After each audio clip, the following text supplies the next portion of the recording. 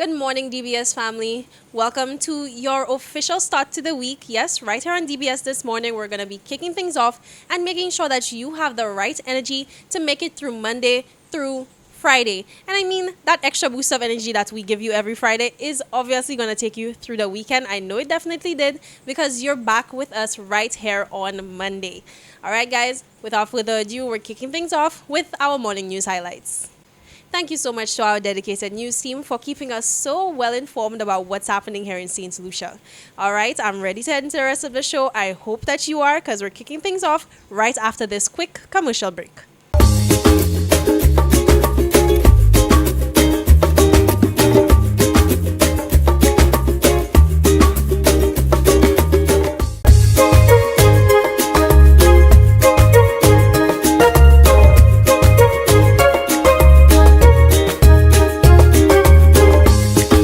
Welcome back, DBS family. Right now, we're joining you from the Sir Arthur Lewis Community College, where we joined the team for some big announcements this morning. We're here with Miss Lily Chang from the OAS, who's gonna share some information very interesting for the young artists out there who are looking for ways to showcase their work. So, good morning, Lily. How are you doing? I'm doing great, thank you very much. Today is a very special day for us because we are launching this art competition, but also we're commemorating the International Day of Remembrance of the Victims of Slavery. So it's a very important date, and I think it's also very touching and very appropriate that we're doing it at the Sir Arthur Lewis Community College because when we're talking about discrimination and racism, throughout this week at the OES we have been holding events and having it here at the Sir Arthur Lewis Community College, who was the first black teacher in Britain, and then the first black teacher in Princeton University. I think brings a lot of sense of what we're doing and gives us a lot of hope. I was also thinking about how exciting it is to be able to be in this institution because I come from a country that has no army, but thinking about this building being military barracks and now being an educational institution gives us a new fresh air and gives us hope in trying to invite and engage with younger people to participate in this kind of initiatives, to speak not only about the torture and the pain that slavery was and is, but also about the strength of the stories and about people facing things and the reparations that are necessary. So just bringing the conversation to the table is something that is quite exciting. I think it's so important that you mentioned the importance of bringing these conversations to young people because, for a lot of people, slavery is just something in this day and age that we learn about in our history classes. And yes, we do reflect on the impact it has had on our development in the Caribbean, on our ancestors, but it's very important that, we look at the modern day applications and how these things really integrated into St. Lucian society, integrated into our arts, into our music, into everything that we live and breathe as St. Lucians.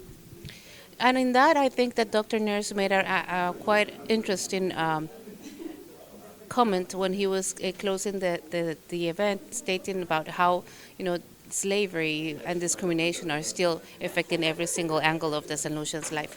But going not only to the pain of it, but also to the strength and to the healing process that requires as a community, as a society, as a peoples.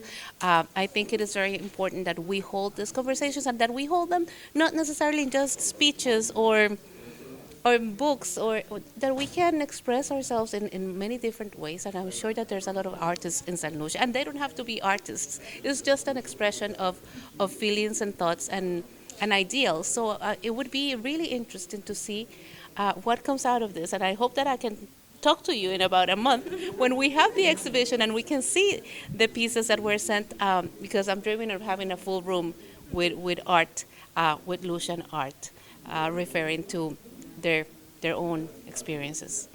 I can't wait. CCDBS family, we already have an invitation for the exhibition. So we have to be there. Thank you so much for sharing this information with us, Lily. I mean, our conversation even went beyond the competition itself. And it's really important that we understand the topic at hand and the inspiration our artists are really going to be using to create the pieces that we're going to see in the expedition. So next up, we're touching base with the principal of the Arthur Lewis Community College. Stay tuned.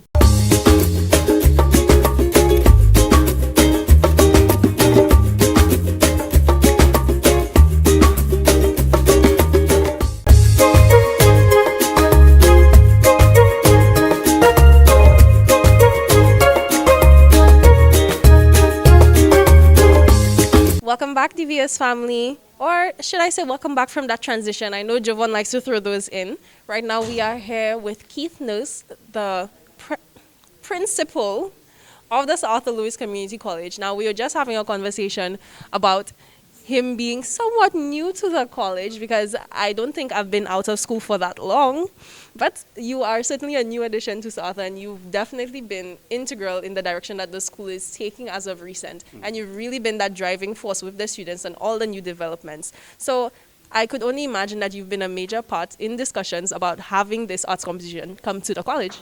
Yes, very much so. I was invited for a meeting, and I didn't know what the meeting was about.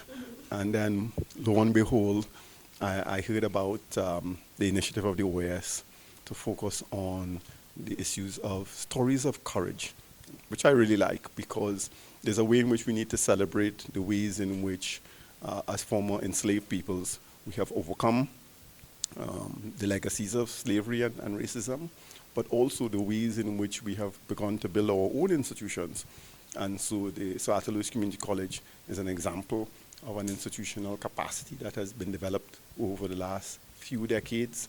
And the way in which we are now moving is going to enhance that process so that we liberate, emancipate ourselves from mental slavery, as Bob Marley would say, but also, to achieve the kinds of personalities that Arthur Lewis would have wanted us to be.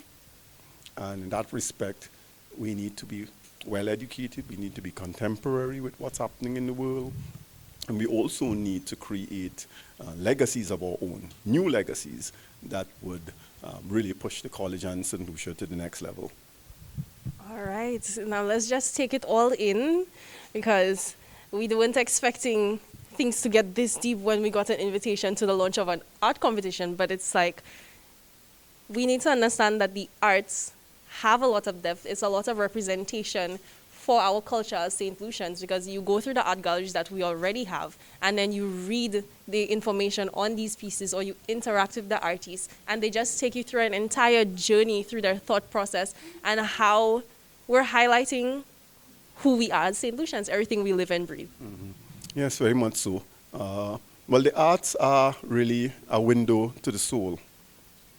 They are the means by which we create a communication with society and very much through the artist's eyes. And they are really part of our societies. And so we really want to invest in that process to ensure that we reflect both our best selves, but also our past selves. Understanding your history is a really critical component of understanding your future and creating your future. So the visual arts competition with this particular thematic of investing in understanding how slavery and racism has impacted on the Caribbean and the wider region is important because it really shapes who we are today. And so we are very proud that the OS has approached us to participate in this way. All right, and I can't help but to wonder, is the competition open to non-students of South Arthur? It's open to the general public.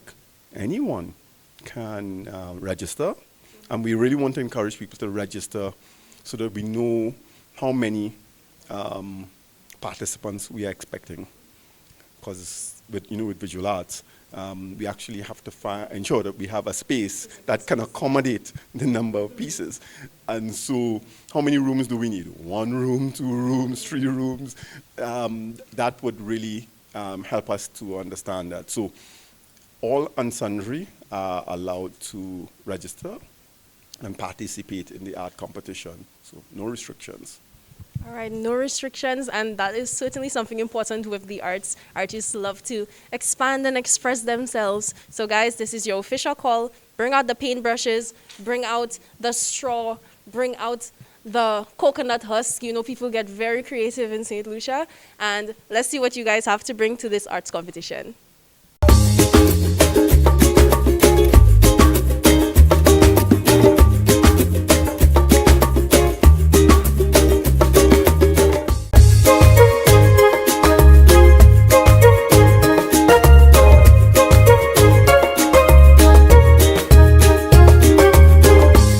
Good morning, everyone, and welcome to this morning's Soca Size session. Leading the wine, we have Sarah, Laurie, and Shani. Let's get ready to sweat with Soca Size. For this morning's workout, we will be doing a wine and tone routine to Moonlight by TJ. Let's begin. One centimeter, them notice. So we're going to just move the hips side to side. We're going to go down and up, down. Nice and gentle, and up. Hip, hit, and. And you squeeze in the core. 4, 3, 2, next side, and. 4, 3, 2, hip, going up and down. Up, 2, 3, roll it. Again, hip, roll it. Give yourself some love. Down. Take it up. Side. Expensive park, some gal na no talk, touchy spa fi massage your body na no flaws. 4, 3, 2, switch, and. She said our last boyfriend a all star, cause him lazy and always love talk. 4, 3, 2, hip, up and down. Roll it. Hip. Roll it. And love. Take it up. Hip and. 4, 3, 2, next side, and. 4, 3, 2, hip, up and down, and. Roll it. Next side, hip. Roll it. Give yourself some love. Take it up.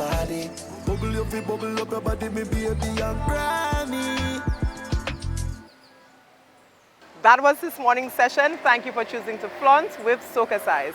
We hope that you're feeling sexy, sultry, and strong. All right, guys, we have reached the end of today's show. So I hope that you have your thinking caps on and your paintbrushes ready, because Sir Arthur Lewis is getting ready for a big exhibition, and I'd love to see you guys be part of it. Go off, enjoy the rest of your day, get those thoughts in line. I might pull out my paintbrushes too, we'll see, and I'll see you guys tomorrow.